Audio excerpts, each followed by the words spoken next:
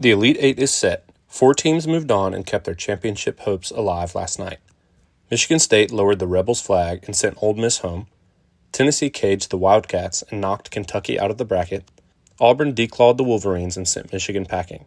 And lastly, after another game-winning shot in the Elite Eight, Uzan gets it in, gets it back, and he puts it in! What a play! Houston derailed Purdue's championship dreams. Now for some breaking news. There were some records that were shattered last night. Going into this year, we only had 3 people who have ever gotten 7 of the Elite Eight picks correct. Grant Miller in 2009, Dad in 2019, and Sydney in 2019. We now have 6 people joining that elite list of 7 correct Elite Eight teams picked. Congrats to Mariah, Seth, GMOM number 1, myself, Blake, and GMOM number 2 on breaking into the record books.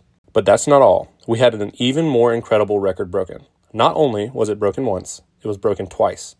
Huge congrats to Dad and Morgan for picking the entire Elite Eight correctly. This is the first time in 18 years that this has happened, and it happened twice.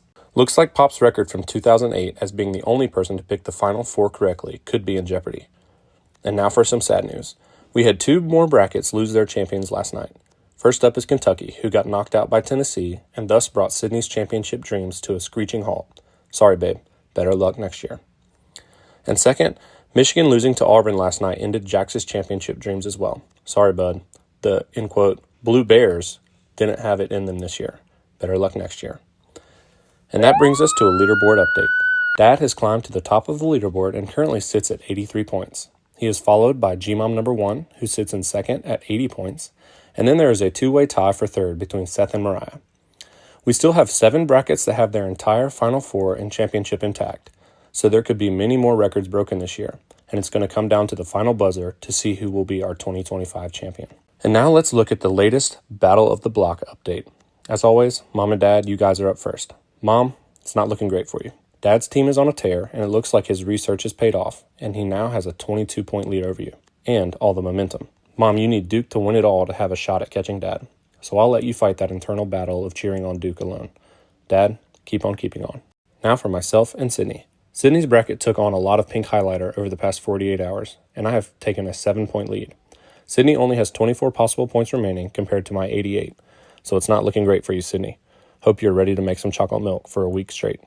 Moving on to Seth and Jenny. This one should be quick. Jenny only has 8 possible points remaining, and she trails Seth by 14.5 points.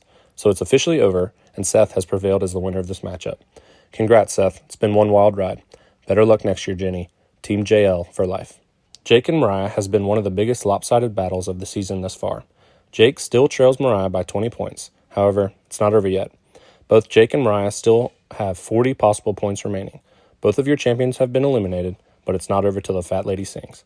What a wild comeback that would be if Jake stormed back and beat Mariah. Mariah, don't choke like UNC did. The Battle of Charlotte is still anybody's ballgame. Tonda currently leads Gray by 7 points, but both of them have their entire Final Four and championship matchups intact for a total of 96 points possible remaining. Tonda picked Duke to win it all, and Gray picked Florida. Will it come down to who wins it all in this battle? Only time will tell. Micah leads Jax by 22.5 points, and that number should only continue to grow larger and larger as Jax has only 8 possible points remaining compared to Micah's 88. Micah, well done. You took down a Jedi youngling. Maybe you really are the chosen one. May the Force be with you. Grant and David is still a tight battle as well. Currently, David leads Grant by 10 points, but both of them have 88 possible points remaining, so it could go either way. David picked Duke to win it all, and Grant picked Florida to win it all. If it's a Duke and Florida championship, there'll be a lot on the line on this matchup. GMOM number 1 and GMOM number 2 is shaping up to be exactly the matchup everyone expected. GMOM number 1 has an 11.5 point lead, and with both of them having 96 possible points remaining, it's going to go down to the wire. Either way, I'm rooting for you, GMOM. I have a feeling that you will pull this one out regardless of what happens. Blake and Morgan is also going to be a barn burner of a matchup. Morgan currently has a 5.5 point lead, and both of their brackets have 96 possible points remaining. Again, with Florida and Duke as their respective champions, it's looking like this one could come down to the finals. Lastly, Cameron and Nelly. Not much to report here. Both of them only have 8 possible points remaining, and Cameron is currently leading Nelly by 24.5 points. So it's a done deal. On the bright side, Nelly, if Tennessee beats Houston, you will not break your own record for the worst scoring bracket of all time from last year. So I'm rooting for you to improve from last year.